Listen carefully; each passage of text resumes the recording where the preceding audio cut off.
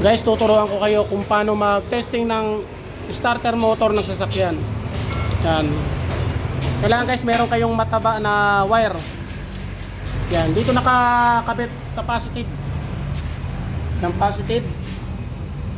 Yan, itong wire na to. Tapos yung starter motor, lagay nyo sa negative.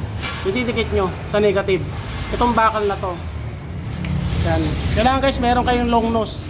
Long nose ang gamitin nyo para hindi kayo mapasok. Yan, dito nyo ididikit. Wag dito, sa may wire na to. Kailangan dito, sa kabila, sa terminal. Yan, didikit nyo lang dito. Tapos, ididikit nyo rito. Sa may pin na to. Yan, kailangan guys, iikot. Ito. Iikot to, tapos lalabas. Lalabas yan. Yan, ganito.